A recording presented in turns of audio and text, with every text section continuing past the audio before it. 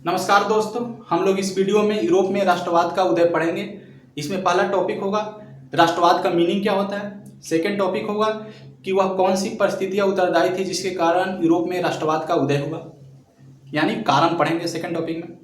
और हम लोग ये जानते हैं कि 19वीं सदी के प्रारंभ में यूरोप के कुछ ही देशों में नेशन स्टेट अस्तित्व में था, यानी राष्ट्र राज्य अस्तित्व में था और बाकी देश किसी ना किसी साम्राज्य के अधीन थे। हम लोग ये भी जानते हैं कि 19वीं सदी के अंत होते यूरोप के पूर्वी भाग को छोड़कर, यानी ईस्ट भाग को छोड़कर यूरोप के समस्त भाग या बाकी भाग नेशन स्टेट में तब्दील हो गए थे। और हम लोग ये भी जानते हैं कि प्रथम विश्व युद्ध तक आते आते यूरोप के समस्त भाग पूरा का पूरा यूरोप नेशन स्टेट में तब्दील हो गया था। आइए हम लोग देखते हैं राष्ट्रवाद का मीनिंग क्या होता है। तो पहला हम लोग देखते हैं, this is the feeling of we are one among the public. राष्ट्रवाद का मीनिंग होता है कि लोगों में एक होने की भावना, कि हम एक हैं। ठीक है। दूसरा, जब हम लोग जानते हैं कि राष्ट्रवाद अपने चरम पर पहुंच जाता है तो उसका जो परिणाम आता है तो नेशन स्टेट में तब्दील हो जाता है। ठीक है। तो नेशन स्टेट का फॉर्मेशन किस आधार पर होता है? छोटे छोटे सामंती राज्यों के इंटीग्रेशन से होता है, या साम्राज्य के डिसइंटीग्रेशन से होता है, या साम्राज्य के विखंडन से होता है, और छोटे छोटे यूनिट्स या छोटे छोटे सामंती राज्यों के एकीकरण से होता है। It integration of small units या फ्यूडल स्टेट और डिसइंटीग्रेशन ऑफ द एम्पायर। हम लोग ये जानते हैं कि साम्राज्य में भौगोलिक सीमा का निर्धारण राजा की शक्ति पर होता था, लेकिन नेशन स्टेट में भौगोलिक सीमा का निर्धारण, बाउंड्री का निर्धारण लोगों के बंधुत्व के भावनाओं पर होने लगा।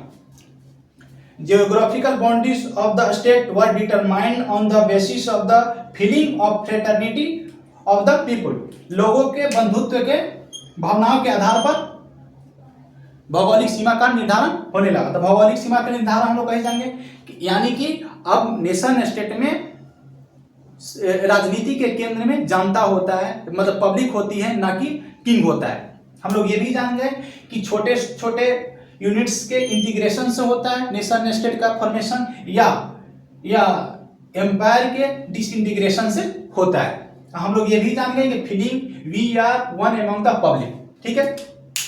ये जो लोगों की बंधुत्व का आधार क्या होता है, लोगों के बंधुत्व की भावनाओं का आधार क्या होता है? तो या तो रिलीजन होता था या लैंग्वेज होता था। यूरोप में नेशन स्टेट के लिए आधार, जो लोगों के बंधुत्व का आधार जो तैयार होता था, या तो धर्म के आधार पर होता था या भाषा के आधार पर होता था।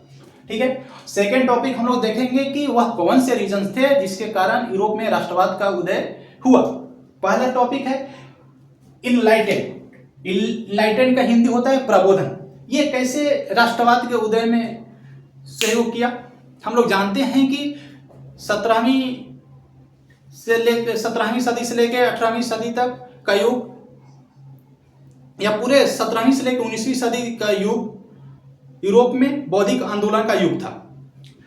हम लोग उसमें देखे थे कि किसी भी बात का निर्धारण तर्क बुद्धि के आधार पर होता था, न कि आस्था के या राजकीय आदेश के आधार पर। हम लोग अब इसमें देखेंगे इनलाइटेंड में कि लॉक, रूसो और मोंटेस्क्यू जैसे विचारकों ने विचार दिया। लॉक ने विचार दिया कि वह कोई भी शक्ति जो किसी व्यक्ति की स्वतंत्रता पर अंकुश लगाती है, उस शक्ति को हटा देना चाहिए। तब यहां से लॉक ने लोगों को स्वतंत्रता का ख्वाब दिखाया, और क्या बोलते हैं, साम्राज्य में लोगों की स्वतंत्रता के बाद सोच ही नहीं सकते हैं। लोग साम्राज्य के अधीन अपने आप को फ्री सोच नहीं सकते हैं। वो एक पावर के अधीन में है, अलग कोई पावर नहीं है कि राजा की शक्ति पर कोई कंट्रोल कर सके। बोल नहीं सकते हैं आप राजा के अगेंस्ट में, आपको फ्रीडम ऑफ स्पीच नहीं है। ठीक है। दूसरा हम लोग देखते हैं विचारक मोंटेस्क्यू, उसने सेपरेशन ऑफ पावर का संकल्पना दिया। वो बोला कि सारी शक्तियां किसी एक इंस्टीट्यूशन में नहीं होनी चाहिए, अलग अलग संस्थाओं में शक्तियां होनी चाहिए। जुडिशरी शक्ति किसी एक इंस्टीट्यूशन में होना चाहिए, एग्जीक्यूटिव किसी अन्य इंस्टीट्यूशन में होना चाहिए, और लेजिस्लेटिव शक्ति किसी और इंस्टीट्यूशन में होना चाहिए। लेकिन साम्राज्य के अधीन सारी शक्तियां एक ही व्यक्ति के पास होता था। ठीक है। निरंकुश शासन था, उसके ऊपर कोई शासन नहीं होता है साम्राज्य के अधीन। लेकिन इन सब विचारकों ने लोगों में स्वतंत्रता, समानता और शक्ति पर अंकुश लगाने के लिए लोगों में एक विचार पैदा किया, ठीक। और हम लोग इसी में देखते हैं रूसो ने एक ऐसा संकल्पना दिया कि जो राजा होगा वो गणतंत्रात्मक होगा, रिपब्लिकन होगा। राजा ऐसा होना चाहिए, हेड ऑफ स्टेट, वो लोगों के चुनाव के द्वारा गद्दी पे बैठा हो, ये ना कि जन्मजात हो, बाई बर्थ हो, ठीक है। और दूसरा टॉपिक है अमेरिकन रेवोल्यूशन। अमेरिकन रेवोल्यूशन ने लोगों में एक आशा जगाया, यूरोप के लोगों में, कि क्यों ना हम साम्राज्य से चाहे उपनिवेश से स्वतंत्र हो सकते हैं। जब अमेरिका हो सकता है तो हम लोग क्यों नहीं हो सकते। तो अमेरिकन रेवोल्यूशन ने लोगों में स्वतंत्रता, लिबर्टी और इक्वालिटी का संदेश पहुंचाया। हम लोग तीसरा टॉपिक देखेंगे फ्रेंच रेवोल्यूशन। फ्रेंच रेवोल्यूशन का ऑब्जेक्टिव्स क्या थे? इक्वालिटी, लिबर्टी और फ्रेटर्निटी। तो हम लोग देखते हैं कि नेपोलियन जब यूरोप में अभियान करता है साम्राज्य विस्तार के दौरान, हालांकि नेपोलियन आते आते साम्राज्य की ओर मुड़ गया था, तो ये जब यूरोप में मूव करता है तो उसने राष्ट्रवाद का प्रचार जोर शोर से करता है। कैसे? कि ये जो इक्वालिटी, लिबर्टी और फ्रेटर्निटी का संदेश लेकर जाता है। हालांकि यूरोपियन कंट्री पर को दमन करता है, उनको अपने अधीन लाता है, फिर भी हालांकि वो अलग पहलू है। और देखते हैं कि नेपोलियन ने जर्मनी जैसे 300 भागों में बटा हुआ था जर्मनी, उसको एक संसद पार्लियामेंट का अधीन कर देता है। 39 स्टेट में उसको तब्दील कर देता है। 300 जहां बटे हुए छोटे छोटे भूखंड है उसको 39 स्टेट में तब्दील कर देना और उनके बीच एक कॉमन पार्लियामेंट का निर्माण कर देता है। इससे लोगों में एक होने की भावना पैदा होती है। दूसरी बात कि ये नेपोलियन इटली कई भूखंड में बटा हुआ था, उसको 4 स्टेट में तब्दील कर देता है, यानी उन लोगों के बीच एक कॉमन पार्लियामेंट बना देता है। तो लोगों में जाहिर सी बात है एक होने की भावना होगी, ठीक है। इंडस्ट्रियल रेवोल्यूशन ने मध्य वर्ग को मजबूत किया। मध्य वर्ग लिबर्टी के पक्षधर था। वह चाहता था कि स्टेट हमारे अर्थव्यवस्था में, मतलब इकोनॉमी में हस्तक्षेप ना करे, हमको लिबर्टी दे। तो इसे भी मांग जोर शोर से होने लगी कि हमको लिबर्टी देना चाहिए, हम अपने मन से व्यापार कर सकते हैं, इसमें किसी का हस्तक्षेप नहीं हो। तो इंडस्ट्रियल रेवोल्यूशन ने भी लोगों में एक स्वतंत्रता की भावना पैदा की। और स्वतंत्रता तभी मिल सकती है जब सारी शक्तियाँ किसी एक व्यक्ति में ना हो।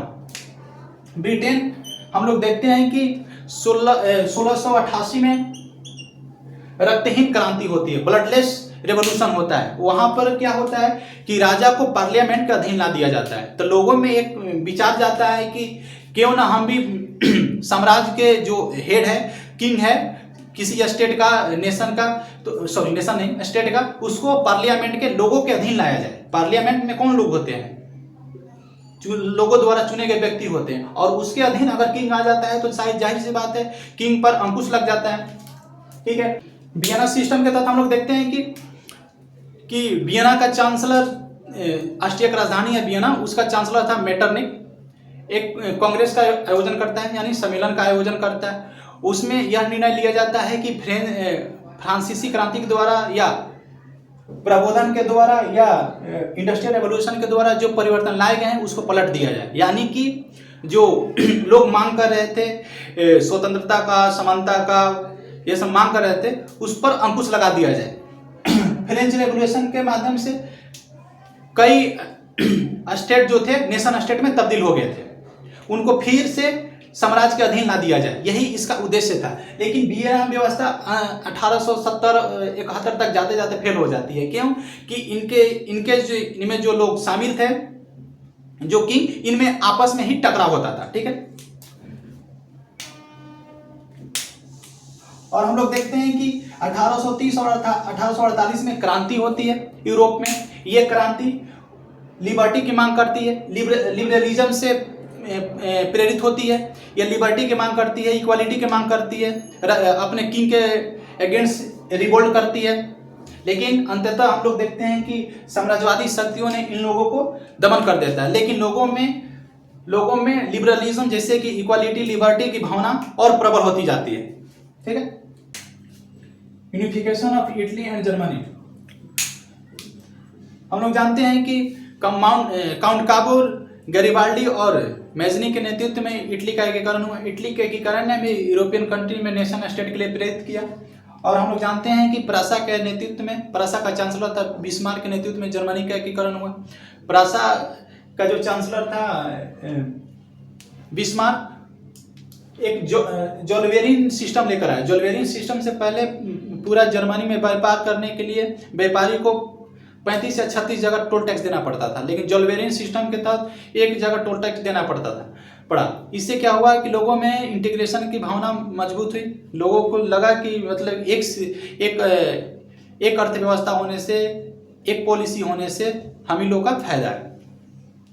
ठीक है, हम लोग देखते हैं रोमांटिसिज्म ने कैसे योगदान किया। रोमांटिसिज्म ने यूरोपीय कंट्री में अपने अतीत के प्रति गौरव भाव का भावना जगाया। लोगों को यह समझाने में रोमांटिसिज्म के लेखक सफल हुए कि आपका हित एक है, आपका दुश्मन एक है।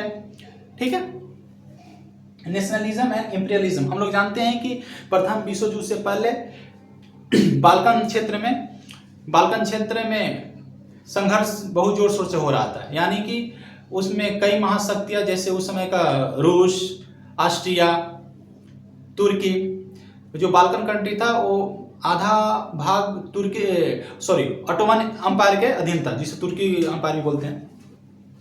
तो ये एक दूसरे आपस में लड़ रहे थे, क्योंकि ये जो बाल्कन कंट्री थे अब स्वतंत्र होना चाहते थे। तो बाकी ये जो साम्राज्य थे, जैसे ऑटोमन साम्राज्य थे, चाहे रशिया साम्राज्य था या ऑस्ट्रिया साम्राज्य था, उन लोग पर नियंत्रण करना चाहते थे। इसी के चक्कर में देखते हैं कि हम लोग प्रथम विश्व युद्ध भी हो जाता है। तो यही सब कारण थे। आज के लिए थैंक यू।